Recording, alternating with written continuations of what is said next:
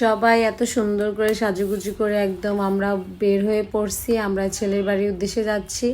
দেন হচ্ছে এখানে আমরা সবাই বের হয়েছি। তো আমরা একটু আগে বের হয়েছি, যে কারণে এখানে আমরা দাঁড়িয়েছিলাম যে সবাই একত্রে হয়ে তারপরে যাব। তো আমি এখানে কিছু রিলস বানানোর উদ্দেশ্যে দাঁড়াইছি, বাট এটা পসিবল হয়নি, কেননা প্রচুর লোকজন ছিল। আর এটা অবশ্যই গ্রাম অঞ্চল, এটা বুঝতে হবে, কেননা সবাই তো পছন্দ করে না এগুলা। তো যাই হোক, আমি এখান থেকে দাঁড়িয়েছিলাম, সবাই মিলে একত্রে রওনা দিছি। আমাদের গাড়িটা একটু দূরে ছিল, তো মানে হাইস্টার ভিতরে যাচ্ছিল না। তো আমাদের যে গাড়িটা নিছে এবং সবার হয়ে গেছে, আর আমি এখানে খুব আস্তে আস্তে হাঁটতেছিলাম, কেননা আমি শাড়িতে একদমই কমফোর্ট ফিল করি না। কেননা আমার খুবই একদম অসহ্য লাগে শাড়ি পরলে, হাঁটতে চলতে মনে হয় শাড়ি পরে সারাদিন বসে থাকবো। আসলে বসে থাকা তো কখনোই পসিবল না। আর যদিও বা আমি এখানে ড্রেস নিয়ে গিয়েছিলাম গর্জিয়াস, বাট এটা আমাকে পরতে দেয়নি, বিশেষ করে পরা হয়নি, কেননা তারা বলছে আমি এখানে মামি শাশুড়ি, আমার নাকি শাড়ি পরে যেতে হবে, এটা নাকি মানে কি বলে সব কিছুই নিয়ম।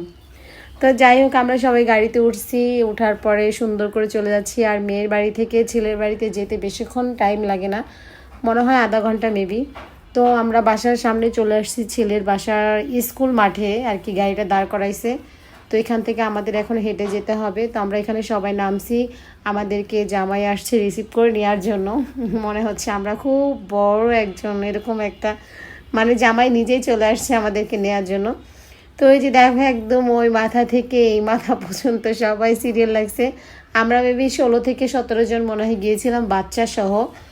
তো আমি সবার শেষে ছিলাম, কেননা আমি এই ক্লিপটা নেওয়ার জন্য সবার শেষে গেছি। বাট ভিডিওটা যদিও বা তোমাদের ভাইয়াকে দিতে চাইছিলাম, ও আগে চলে গেছে জামাইয়ের সঙ্গে, এই কারণে দেওয়া হয় নাই। তো আমরা বর বউকে নিয়ে বাসায় চলে আসছি। আসার পরে আমাদের আর একটা জায়গায় দাওয়াত ছিল, এটা হচ্ছে আমার ননাসের বাসায়। ওনারা আমাদেরকে ইনভাইট করেছিল, আমরা ওইখানে গিয়েছিলাম। যাওয়ার পরে তো আমি দুইটা ভিডিও যেহেতু ছোট হয়েছে, তাই আমি একত্রে মিলাই দিছি।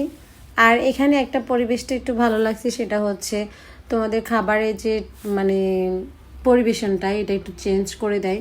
আমরা যেমন দেই একটা করে বাটিতে মাংস বা মাছ বা ডিম, যেটা আইটেম করে আমরা আলাদা আলাদা দিই, বাট ওনারা এরকম দেয় না।